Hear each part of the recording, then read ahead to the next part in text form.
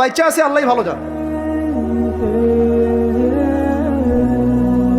এই অধিদপ্তরগুলো যারা নিয়ন্ত্রণ করেন তারা যদি আইনের সুশাসন নিশ্চিত করতে পারতেন, মোবাইল কোর্ট বসায় বসায় ওমরের মতো শাস্তি দিতে পারতেন, কারো সাহস ছিল না খাবারে ভেজাল করে।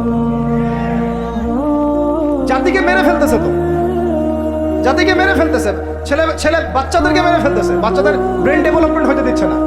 আমি তো প্যারেন্টিং নিয়ে পড়াশোনা করেছি অনেক, বাচ্চাদের ব্রেন ডেভেলপমেন্ট হতে দিচ্ছে না।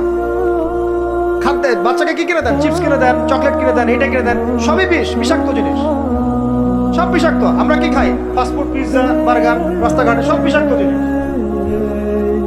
চাল ডাল তেল লবণ যা যা খাচ্ছেন মশলা, এর মধ্যে দেখবেন মিশাই দিছে ইটের গুঁড়া, ভুসি। এটা নিয়ে আমি আলাদিন কথা বলবো ইনশাআল্লাহ, অর্থনীতি নিয়ে। মানে এমন একটা অবস্থা যে নতুন করে ইসলামী অর্থনীতি প্রতিষ্ঠা করতে হবে এখন মনে হচ্ছে।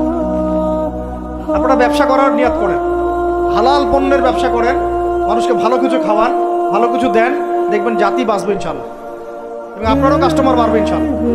কারণ আমরা সবাই ফ্রেশটাই তো চাই, 10 টাকা বেশি দিয়ে হইলেও সেটাই কিনবো ইনশাআল্লাহ।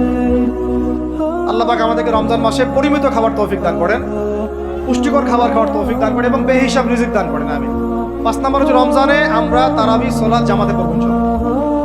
রাকাত সংখ্যা নিয়ে গন্ডগোল হবে তো জানি, আমাদের কথা আমরা বলে দিচ্ছি। তারাবির নামাজ 1 নম্বর জামাতে পড়বো, 2 নম্বর 20 রাকাত পড়বো। কেউ যদি বলে আমি কম পড়ি, বলবেন ওকে পড়েন, কোনো সমস্যা নেই, আপনি পড়েন, কোনো সমস্যা নেই। কেউ যদি বলে আমি আরো বেশি পড়ি, পড়েন, সমস্যা নেই, 40 রাকাত পড়েন আপনি, কোনো সমস্যা নেই। আমরা 20 রাকাত পড়ি, জামাতে পড়ি। কিন্তু সমস্যা তখন হবে যখন আপনি বলবেন আমাদের 20 রাকাতটা বেদাত। যদি এই কথাটা বলেন তাহলে সমস্যা হবে।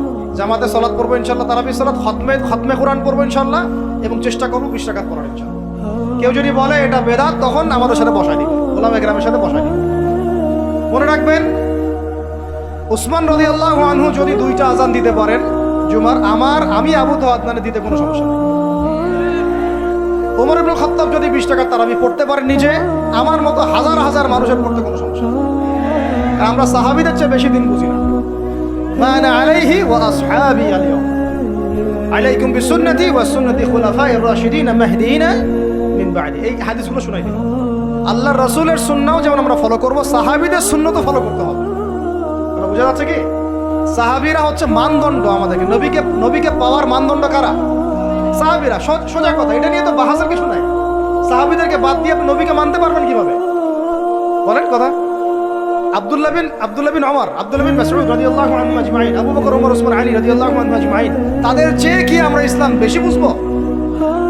কখনো এটা সম্ভব? তাদের মধ্য দিয়ে আমরা নবী সাল্লাল্লাহু আলাইহি ওয়াসাল্লামকে অনুসরণ করব, বাস, সিম্পল। এটা হলো খায়রুল কুরুন। আল্লাহ পাক আমাদেরকে কথাগুলা দিলের কান দিয়ে বোঝার তৌফিক